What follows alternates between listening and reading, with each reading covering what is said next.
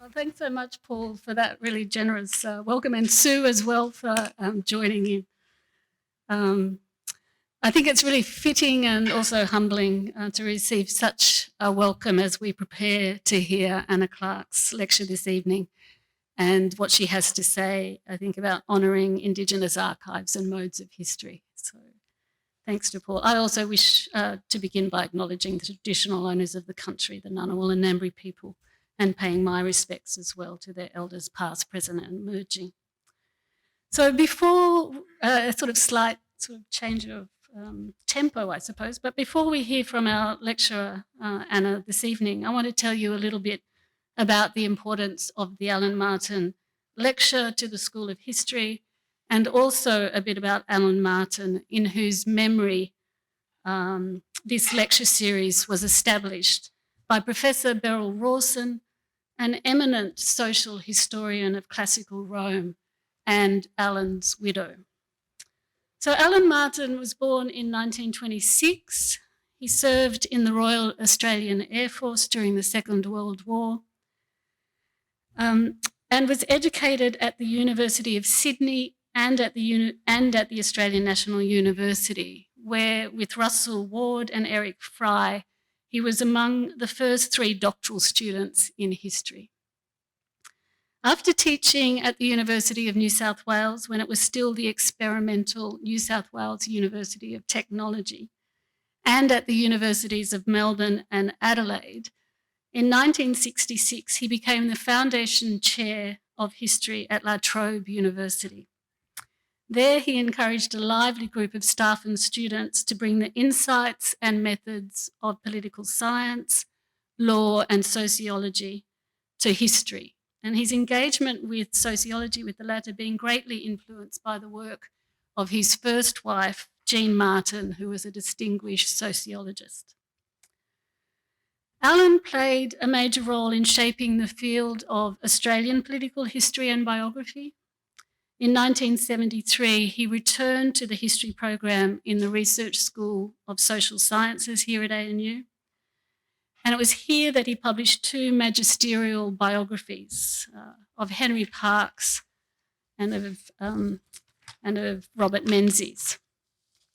A famously kind, self-effacing and gentle man, he was also a generous supervisor and a mentor to graduate students, not only his own, but more generally through seminars on the history and philosophy of history. And I know that some in our audience tonight greatly benefited from his teaching and mentorship. So the annual, and this is the 20th annual Alan Martin Week, offers an opportunity to draw together our broader history community and to recapture, I think, and celebrate the qualities that Alan Martin epitomised. And I think our Alan Martin lecturer for this year, Professor Anna Clark, shares many of those same qualities. Anna completed her undergraduate degree with history honours at the University of Sydney and her PhD at the University of Melbourne. Her connection to ANU is familial. Her grandfather is Manning Clark, her grandmother Dimphna Clark, her father Axel Clark. I first met Anna in Melbourne in the early 2000s when, in the same year, we both received ARC postdoctoral fellowships at Monash University.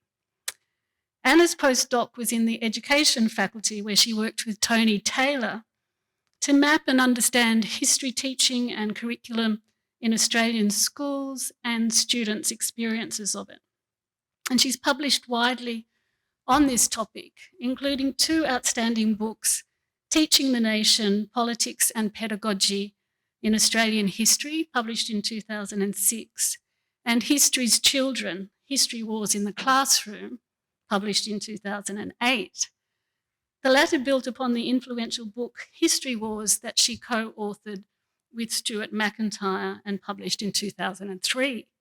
So as this already long list of important books produced early in Anna's career shows, she's a prolific writer, producing work that is deeply engaged with the creators, the practitioners and the consumers of history, and employing innovative and interdisciplinary methodologies to do so.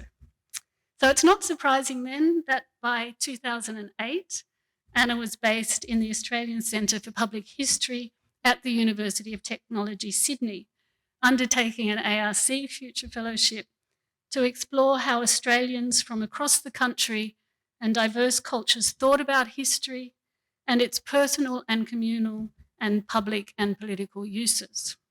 This was another large-scale project involving extensive interviews, which brought, I think, rich texture and reflections to questions about history's uses with which we are all concerned. The project was published as Private Lives, Public History in 2016.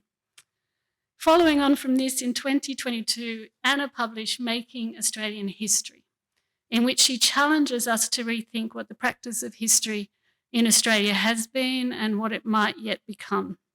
And this is a question which also sits at the heart of her lecture tonight. So all this work, produced in books and articles and other formats, speaks to her sustained interest in historiography and various kinds of historical practice. Anna is, I think, a historical visionary, and her impulses are expansive, ethical, and inclusive. So somehow, in between all this scholarly output, she's also found time to publish a couple of history books for children, as well as create and produce a history podcast series for and by young people. Her most recent book, called The Catch, takes her passion for fish and fishing and turns it into compelling social history. Increasingly, Anna's interests are shifting to environmental history, and to tool up to pursue this work, she's currently undertaking qualifications in archaeology. I think you'll all agree it's a truly remarkable body of work, and we're fortunate to have Anna leading and inspiring us to remain critical in our thinking about and our doing of history in Australia, and we all have much to learn from her. So please join me now in warmly welcoming Professor Anna Clark to deliver this year's Alan Martin lecture, What is History in a Settler Colonial Society? Mapping the Limits and Possibilities of Ethical Historiography. Thanks so much.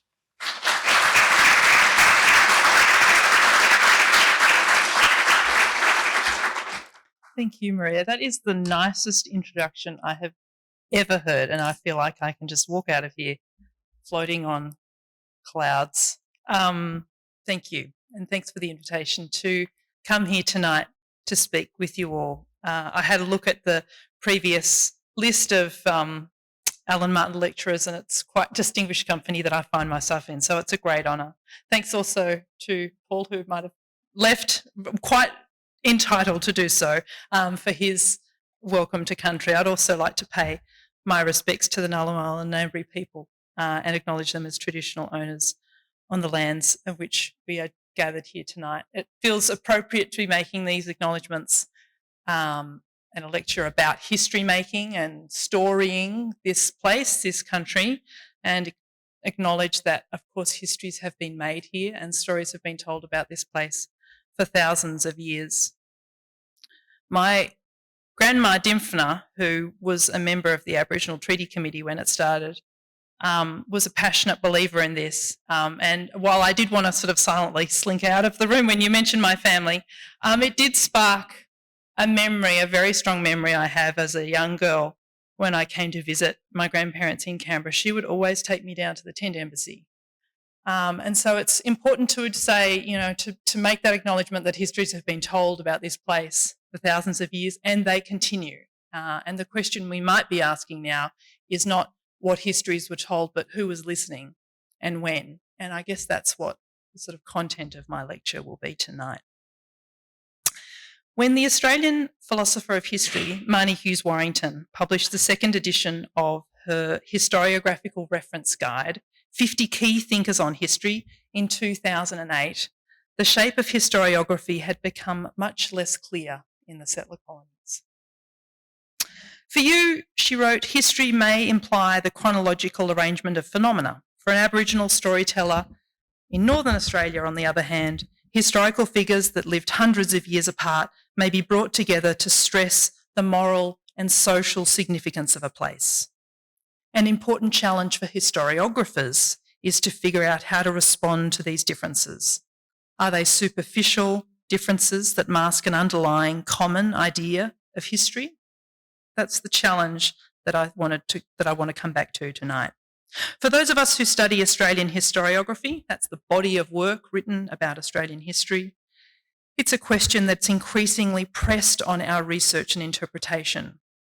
Since the 1960s and 70s, following waves of activist campaigns for Indigenous land rights and civil rights, the imperative to acknowledge Indigenous historical perspectives in Australia has become central to its history. Yet that acknowledgement has not been uncomplicated. Indigenous histories of country, encompassing land, sea and sky, stretch into deep time, long before a recognisable form of empirical history existed. And Indigenous histories are still largely produced outside the academy, as Hughes Warrington's quote intimates. Given that successive colonial and national histories excluded First Nations perspectives for the better part of 2 centuries in Australia, their relatively recent inclusion has raised all sorts of historiographical questions, such as, when does Australian history begin? I'll let that sit with you for a while. What are the methodological boundaries of the discipline? How do we map it? Where does it belong? And crucially, who is a historian? Moreover, the role of the history discipline as part of the architecture of colonisation has become more visible and better understood.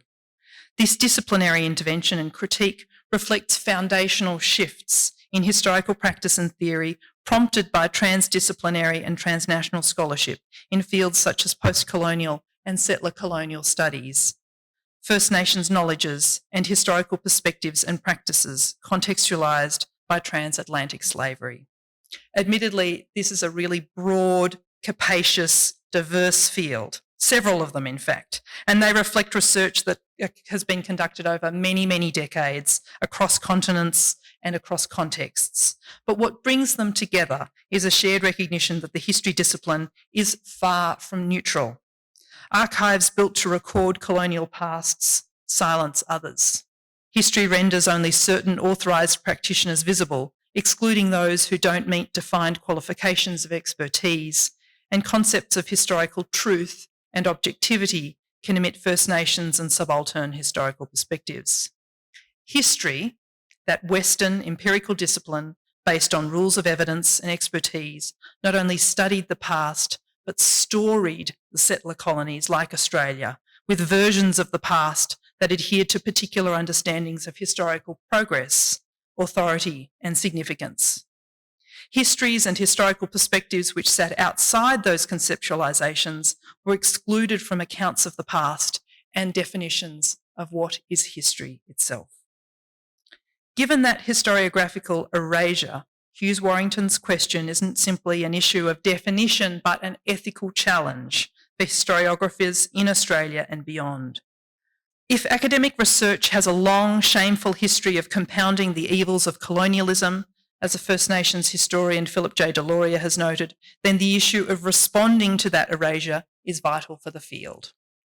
Yet responses vary from place to place and from history to history, as Michel-Rolph Trouillot has suggested. Any historical narrative is a particular bundle of silences, the result of a unique process, and the operation required to deconstruct these silences will vary accordingly. Following from Trouillot, this talk attempts to trace that historiographical process of reckoning in Australia over the last 50 years.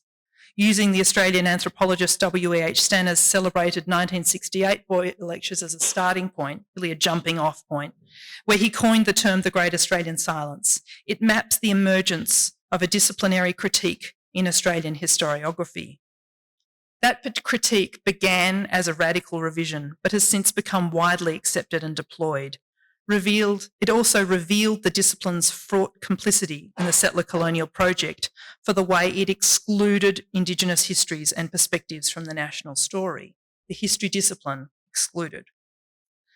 Inseparable from that critique was the ethical demand then to fill in Australia's historical silences, from within the discipline but also outside it, by a chorus of Indigenous and non-Indigenous writers, knowledge holders and historians. Their interventions can be seen in the context of wider critical historiographical engagement by Stanner, but also by others. They were also grounded in long-standing Indigenous forms of protest, counter-narrative and history-making that extended back centuries to the earliest days of the settler colony's own histories. Finally, I'd like to contemplate the implications of this historical revision. While huge disciplinary shifts have occurred and continue to play out, the consequences of these epistemological and ethical interventions into settler colonial historiography are still very much unresolved in Australia. Where are we going? Where might this end up? As Trouillot indicated, each narrative has its own particular bundle of silences. Australia's historical gaps were perhaps no more exceptional than other settler colonial contexts around the world, yet the concept of silence has become central to the way its historiography has become understood in recent decades. As in many settler colonial states around the world, historians in Australia have increasingly grappled with acknowledging that their discipline has been foundational to the colonisation of Indigenous peoples, policing whose stories can be told and how. Indigenous histories and historians were largely excluded from Australian historiography until the latter decades of the 20th century. Since then, calls for their inclusion and recognition have radically shifted disciplinary understandings, pushing the timeline of Australian history into the deep past and challenging the profession to engage with Indigenous temporalities, knowledges, and forms of history making. At the same time, this national context has also been generated by international movements of ideas and historical approaches. Just as Western empirical historical practice was shipped around the world from the Enlightenment onwards, restoring places in Europe's vast empires, those same shipping lanes of ideas have also facilitated vital transnational movements and passage of postcolonial and decolonising narratives and methods. Tracing this historiographical period of intervention and revision in Australia reveals important shifts, from a politics of inclusion to a growing acknowledgement that, as well as being central to overcoming its own silences, the history discipline is perhaps still part of the problem. For this audience in particular, I probably don't need to re-emphasise the significance of anthropologist W.E.H. Stanner's now renowned 1968 Boyer Lectures. I feel like they echo in the buildings of this place. He coined the term, of course, the Great Australian Silence in the lectures to describe how, following an initial brief period of cross-cultural curiosity at the very beginnings of colonial Australia, along with ethnological interest, after that, Indigenous history and culture were increasingly written out of Australia's settler colonial narratives. Critically, Australians' disdain of Indigenous histories was not simply a consequence of colonisation, but part of the colonial project, he wrote in 1963 in an essay titled "The History of Indifference Thus Begins." There was more than an accidental correspondence between the ruin of Aboriginal and the making of European life in Australia. There was, in fact, a functional concomitance. Stanner sharpened that historical critique in his Boyer Lectures. Australia's sense of its past, its collective historical consciousness, had been built on a pattern of forgetting that was more than simple accident. It is a structural matter, he wrote, a view from a window which has been carefully placed to exclude a whole quadrant of the landscape. Stanner not only traced the outlines of that historical silence in Australian historiography, he also understood the discipline's contribution to Australia's colonisation and articulated its disciplinary architecture of both remembering and forgetting. What may well have begun as a simple forgetting of other possible views turned under habit and over time into something like a cult of forgetfulness practised on a national scale. It's probably hard for most of us to imagine now, given the ubiquity of Stanner's phrase, but at the time, the originality and power of his assessment was really significant. Stanner's lectures reveal an emerging critical perspective on Australian historiography, was apparent in 1968, but only just. Overwhelmingly, Australian historical writing simply overlooked the continent's Indigenous history at that time. Partly that omission was disciplinary. From the late 19th century, history's increasingly scientific focus on objectivity, evidence, and source criticism meant that Indigenous modes of history making, mostly non-textual, often in a language other than English, produced and archived in communities rather than by professionals, and without the temporality of a strict historical chronology, were excluded from the emerging field of Australian historiography. As Chris Lorenz has noted, scientific history's focus was aspirational and ideological, at once an epistemic and an ethical ideal.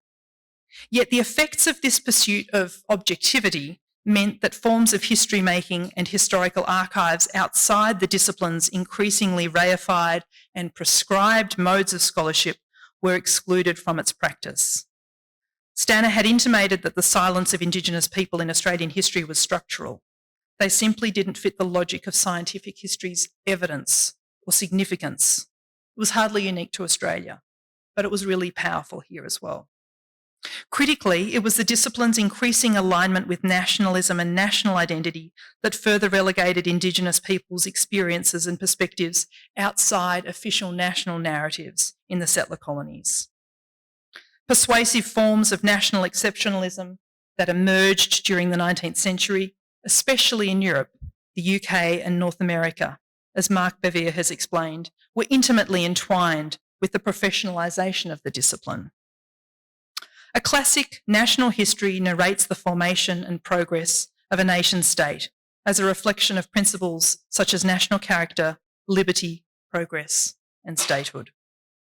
19th century Australian historiography was framed at once by an imperial logic that saw colonisation as providential and by a growing nationalism as it moved towards independence through the federation of its 6 colonies in 1901.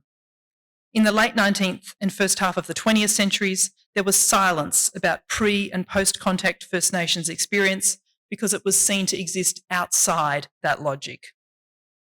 Colonisation brought history to Australia. Before that, the continent was a blank space on the map, as Ernest Scott's 1916 short history had described.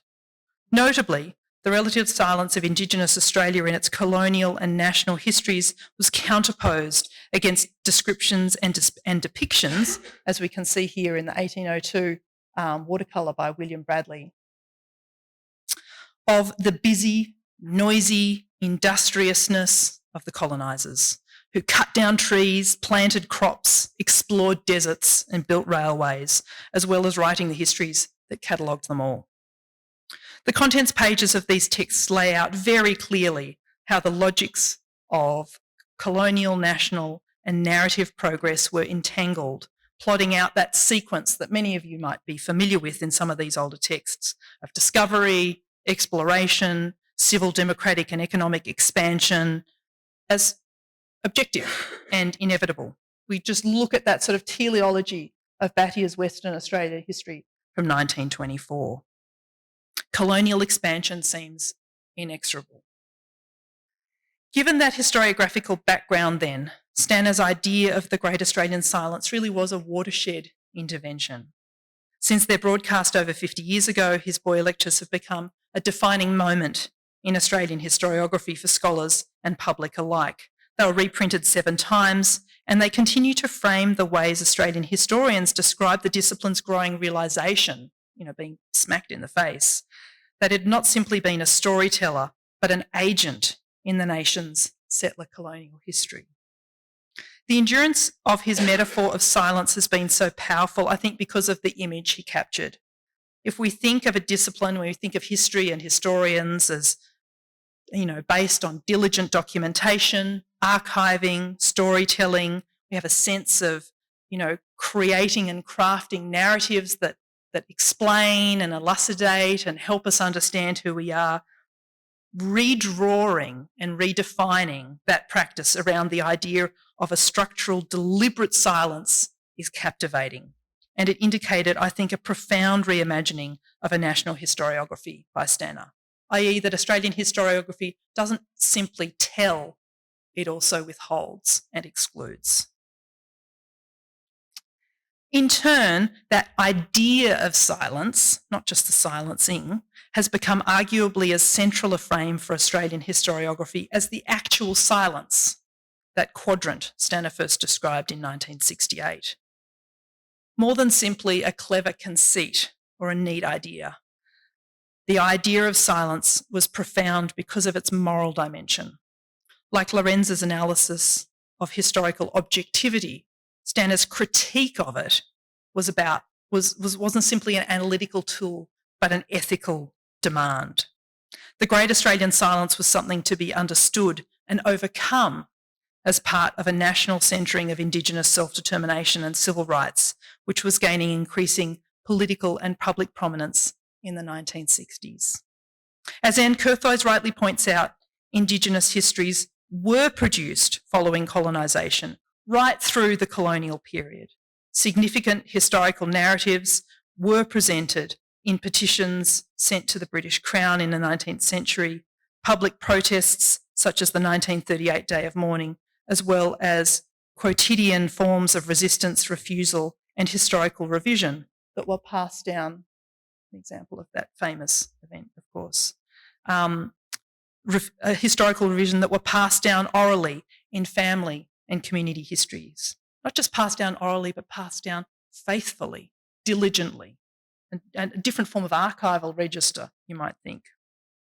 Creative histories were also produced by activists and non-Indigenous allies in the form of historical fiction and poetry, attracting significant public interest and acclaim. In other words, histories were produced by First Nations communities alongside an exercised cohort of critics and activists during what we call the Great Australian Silence. Yet they remained stubbornly outside the formal history discipline until the latter decades of the 20th century. Because of that exclusion, Stanner's brilliant and now iconic phrase, as Curthoys describes it, has become a powerful marker in a longer, complex history of Australian historiography. As well as defining patterns and structures of Australian historiographical omission in his Boyer lectures, Stanner also hinted that they would not continue indefinitely. Of Aboriginal people, he wrote, having been out of history for so long, for a century and a half, are now coming back into history with a vengeance, he insisted. I hardly think that what I have called the Great Australian Silence will survive the research that is now in course. The research now in course was an infilling of the discipline's historical blanks with testimony, story and experience. This wasn't simply a historical additive, but pointed to shifting methods and approaches. In Aboriginal Australia, there is an oral history which is providing these people with a coherent principle of explanation, Stanner explained. It has a directness and a candour which cut like a knife through most of what we say and write. We would have to bring this material into the sweep of our history. I think it was a really perceptive observation by Stanner, who sensed a growing body of Indigenous histories which took the form of life stories, shared as testimony and oral history, but were also expressed through creative writing. A cohort of Indigenous writers such as Kevin Gilbert, Margaret Tucker, James Miller, Marnie Kennedy and Udguru Noonuccal, Kath Walker, gave personal voice to that history making. Their works, at once intimate reflection and searing social commentary, increasingly pressed on the history discipline, pushing it to recognise Indigenous voices and Indigenous modes of history making. We were people before we were citizens, Noonuckal's poem Civilisation marked out with typical gracious defiance. At the same time, vocal Indigenous protests around the country for land, political and civil rights from the 1960s and 70s, such as the 1963 Yirrkala petitions,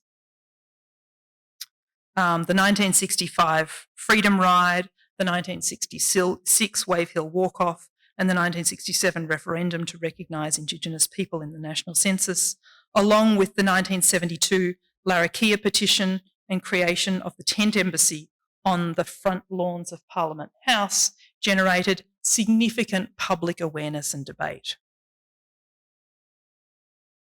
The British settlers took our land, the Larrakia petition articulated, alongside the signatures and thumbprints of more than 1,000 Aboriginal people.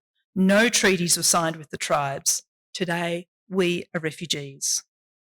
While the momentum for land rights was foremost a political movement for Indigenous self-determination, it also offered a really powerful counter-narrative of Australian history that played out in the public sphere and contributed to a broader groundswell of Indigenous perspectives, challenging the nation's apparent progress and highlighting its appalling record in Indigenous rights. The hand-painted sign leaning against the shipping container that housed the Tent Embassy in 1972 was also emblematic of that eviscerating revision. White invaders, you were living on stolen land. It's a political claim, but it's also a really powerful revision of Australian history. The academic fields of Aboriginal history, archaeology, anthropology and linguistics, practiced mostly by non-Indigenous academics, emerged alongside that broader Indigenous historical revision and drew on often Indigenous interlocutors and knowledge holders as collaborators whose expertise helped reorient research and interpretation of Australia's past. Works such as Charles Rowley's 3-volume History of Aboriginal Policy were published alongside major works of archaeological and anthropological research that continued to push the occupation of the continent by Indigenous people into the deep past, in addition to foregrounding lived experiences since colonisation. The emergence of radiocarbon dating, first used by D.J. Mulvaney in 1956, gave scientific veracity to Indigenous claims that they had been here since time immemorial, since forever. Who could even think beyond those times? Simultaneously, there was growing interest by archaeologists in the possibility that Indigenous dreaming stories might be used to tell the deep time history of the Australian continent as knowledge holders and archivists, filling in the continent's Indigenous history stretched to pre as well as post-colonisation. These texts and the rapidly expanding research fields they represented reflected a curiosity and inquisitiveness in Indigenous peoples and cultures that Stanner had identified in the very earliest colonial ethnological writings and was re-emerging by the 1970s. Critically, they also demonstrated a scholarly determination to rewrite assumptions that Australian history began with its European discovery, or that the continent had been a blank until then, since it had been walked, mapped, sung, and historied long before any historical text had ever been published in Australia or elsewhere. The first sentence of Mulvaney's field-defining Prehistory of Australia, published in 1969, overturned the traditional opening chapter of Australian history and demonstrated how disciplinary shifts to include Indigenous histories were as much an ethical imperative as an empirical one. The discoverers, explorers and colonists of the 3 million square miles of which are Australia were its Aborigines, he wrote. By 1976, when Henry Reynolds wrote an article in Historical Studies that sought to reposition understandings of the colonial frontier to include its effects on Indigenous peoples, it was clear that as history's revision of the Australian settler colony was becoming more widely accepted. The investigation of the Aboriginal response to settlement is just beginning, Reynolds explained, yet already the inadequacies of traditional historiography are apparent. That his article was just the first to engage with Aboriginal history and historiography in the Australian discipline's flagship journal following Stanner's Boyer lecture 10 years earlier demonstrates the unevenness of what I have described as Australian history's infilling. It didn't just happen. It didn't just go underway. Yet it's also an indication that the field of Aboriginal history was expanding nonetheless. In 1977, the establishment of the Aboriginal History Journal at the ANU, and the publication of an important bibliography of Aboriginal research in its second issue also confirmed that the history discipline was being increasingly influenced by shifting politics of Indigenous rights and recognition. That growing clamour of Indigenous histories and voices was critical and influential in Australian historiography, but it was hardly isolated. Such interventions were part of a broader global movement of disciplinary and social change. Demands for civil rights and women's rights, along with movements for decolonisation and anti-apartheid, prompted major rereadings of national histories around the world, especially perspectives which had been left out. Historians drew increasingly on diverse methods to capture traditionally overlooked historical experiences, such as the working classes, women, children, queer people, the colonised and the institutionalised. Historical subjects who made up history's non-discursive, to use Judith Allen's memorable critique of the discipline. People who didn't write and leave texts that we might include in a concept known as historiography. But were they history makers? In an attempt to populate history with vernacular narratives and voices, these approaches included oral histories, journals and scrapbooks, as well as studies of folklore, protest, song and poetry, to help articulate the lives of classes and social groups which had previously been overlooked by conventional empirical national histories. Women's history, labour history and subaltern history, along with histories of slavery, sexuality and childhood, all contributed to that broader revision. Admittedly, aggregating all of these wide-ranging fields of research into a single historiographical revisionist movement risks collapsing nuances in their historical, cultural and geographical contexts. The influence of labour history on subaltern studies and women's history, for example, was significant on those emerging fields. In turn, subaltern studies and women's history prompted really important historiographical critiques of and shifts in labour history. Furthermore, women's history was instrumental in the inclusion of Indigenous histories in Australian historiography, yet that alliance was also strongly critiqued by Indigenous historians, who argued forcefully that white feminists were also complicit in the subjugation of Indigenous people in Australia. For Indigenous women, all white feminists benefit from colonisation, as Gurnpool scholar Eileen Morton-Robinson insisted. Pressing claims from Indigenous people and people of colour rightly contended that white women could be perpetrators of body policing, injustice and intervention, as well as victims of it. Feminist history might have begun as a global fight for women's historical recognition and inclusion, but it wasn't immune to the discipline's own structures of authority, power and exclusion. As well as being controlled and surveilled themselves, white women also policed others. They removed babies as well as bearing their own. They demanded voting rights and political representation by justifying the exclusion of others. And they wrote, often history, while excluding others. As the magistrate and Aboriginal activist Pat O'Shane implored in 1976, sexism wasn't the system that subjugated Aboriginal women, but it was racism. The term intersectionality hadn't been coined yet, but it was playing out in real time in Australian historical revision in the 1970s. Taken together, these fields produced a moment, I think, of vital, vibrant historical revision in Australia. Furthermore, the practices, the methods they collectively refined fundamentally reoriented history in Australia, such that life storying, oral history and folklore became increasingly important in Australian historiography. And they were increasingly critical to the discipline's reluctant, or belated I should say, acceptance of First Nations oral historical culture. A collection edited by Graham Osborne and Bill Mandel, for example, auspiciously titled New History, included a chapter on Aboriginal history, alongside contributions on women's history, labour history, and talking history, the use of oral sources. All this is to say that Stanner's anticipation of radical disciplinary change in Australian historiography was prescient. Critically, this historiographical filling in was framed as an ethical imperative in which the growing politics of inclusion extended to the nation's history. Historians had begun responding to what Bain Attwood has described as the disturbing psychological, moral and political implications that this history was raising.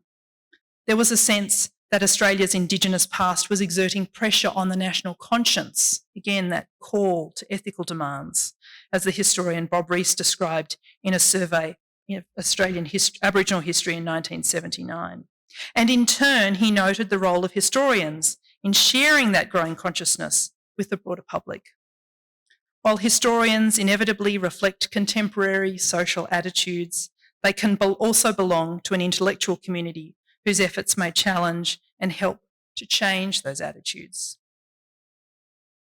Indigenous perspectives that increasingly swelled Australian histories from the 1970s produced significant historical content and pushed urgently at the accepted boundaries of method and practice.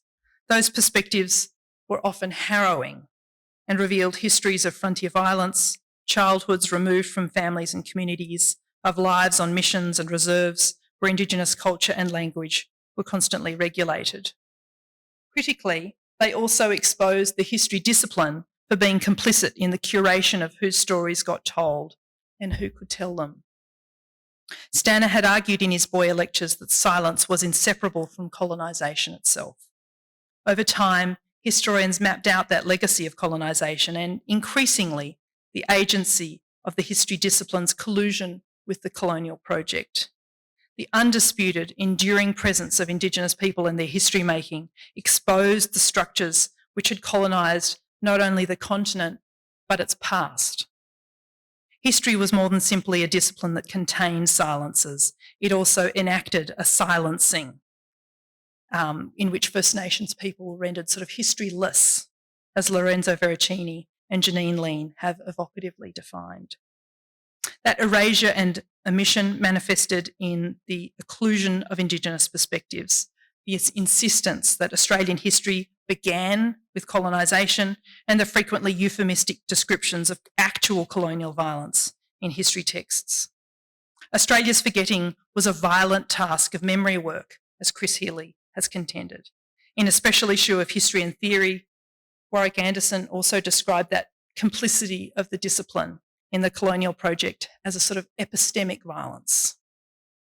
Alongside this growing critical reading of history, Indigenous voices continued to push and prod at the methodological and temporal boundaries of the discipline as an ethical demand. They were hardly new registers. Indigenous forms of history making had evolved over thousands of years, yet their growing prominence within the discipline continued to prompt radical shifts in its practice by including concepts such as deep time, archives and histories that are embodied and held on country, and insisting on new categories of evidence and authorship of who is a historian. After all, before history was written, it was told and sung, Diana James reflected in her collaboration with Nanincha, a Pitjantjatjara woman who described her historical texts in those terms exactly. We have no books. Our country was not written by people with pen and paper. It is in the land. The footprints of our creation ancestors are on the rocks. The hills and creek beds they created as they dwelled in this land surround us.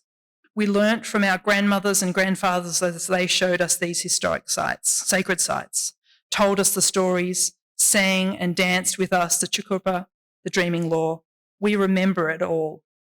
In our minds, our bodies and feet as we dance the stories, we continually recreate the chukurpa. Her description of history making is about as far from empirical history as you might get. And yet, as James rightly suggests, not recognising that historical practice or expertise in an Australian historiographical context risks further colonisation. Accounts of Indigenous history making and temporality from other parts of the country, such as John Bradley's long-standing partnership with the Yanyuwa people and the Yolngu-led Gayu group of women, similarly reveal the creative challenges, but also the possibilities of Indigenous historical translation. Take the Gayu group's explanation of song spirals, for example, which describes a way of reading the Yolngu world that is at once historical, cartographical, and cosmological. Song spirals are infinite, they describe. They spiral, connecting and remaking. They twist and turn, they move and loop. This is like all our songs. Our songs are not a straight line. They do not move in one direction through time and space. They are a map we follow through country as they connect to other clans. Everything is connected, layered with beauty. In other words, academic historians are not the only ones producing and maintaining history, as Minoru Hukari contended. During his research, where he spent time living with the Gurindji people in far northern Australia, Hukari was struck by modes of history making that are perhaps impossible to translate into Western historical practice. And yet, he added, echoing Hughes Warrington's contemplation of Aboriginal history making that opened this lecture, historians must urgently engage with them nonetheless. For First Nations historians working at the intersection of disciplinary history and Indigenous knowledges in Australia, that tension between history's ethical obligation to decolonise and the challenge of that task is a constant pressing theme. In a recent article on creative histories, UN historian and museum curator Mariko Smith admitted that history and historians have become a bit of a dirty word or dirty concept in the First Nations context.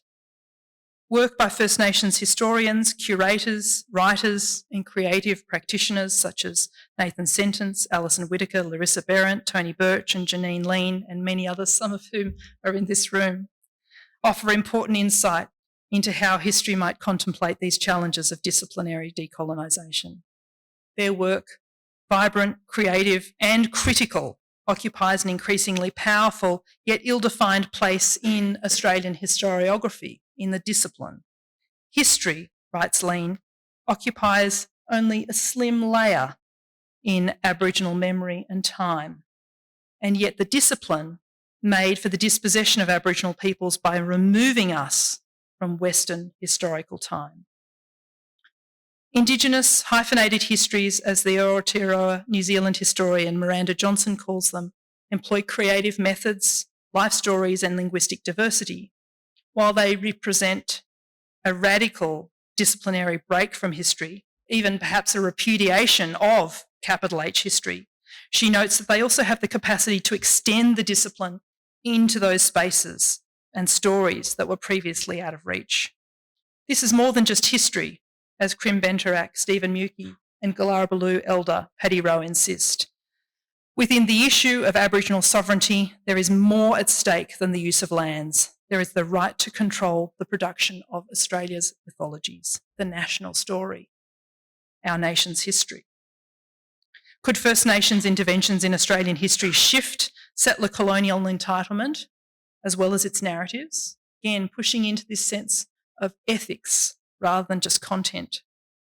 That question, much like much Indigenous historiography, is simultaneously grounded in place while also reflecting a dynamic transnational exchange of historical practice and ideas. First Nations scholars, creatives and activists have impelled critiques of empirical history to the forefront of settler colonial historiography and theory around the world.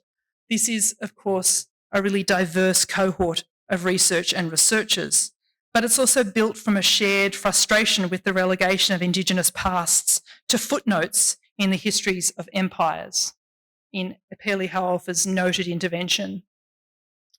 This diverse body of First Nations historiography has created new ways of doing history, new choreographies, to borrow from Hauofa once more, that recentre Indigenous experience.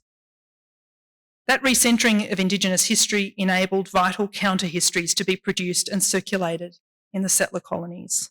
Their work has been voluminous in every sense of the word, retrieving silenced voices and shifting the dial to recognise new ones to overcome what Dipesh Chakrabarty has called history's inbuilt inequalities. Critically, argues Birch, in a nod to Stanner's lectures from half a century earlier, the vital thing is the volume dial itself. Fiction can be an empowering way of understanding the past, as can visual culture, as can academic history, he insists. The greatest threat to recognition, in this case the recognition of both Indigenous histories of Australia and the at times difficult terrain of colonial history, is silence, absence. Because for many Indigenous history makers, the discipline's capacity to silence and exclude is still active in the present.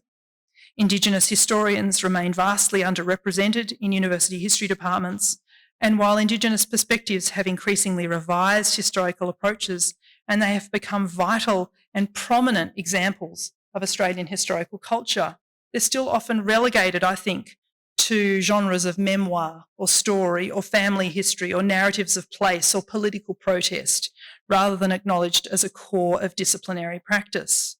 Those hyphens can be really generative, but they can still relegate. With the possible exception of oral history and the concept of deep time, I think there's actually still a marked absence of Indigenous knowledges and Indigenous historical epistemologies in Australia's historical canon. If we think of the great historians of Australia, how many of them are Indigenous and where might they fit? Ultimately, I argue that in addition to that growing cohort of hyphenated histories, settler colonies like Australia also need hyphenated historiographies, which can listen to and contemplate diverse Indigenous voices on their own terms. It's a challenge, but I also think that the alternative, i.e. not taking it up, is so much worse. Because the fact that the recent Indigenous-led Uluru Statement from the Heart demanded a truth-telling about Australia's Indigenous history is absolutely evidence that the silences are still felt. Thank you.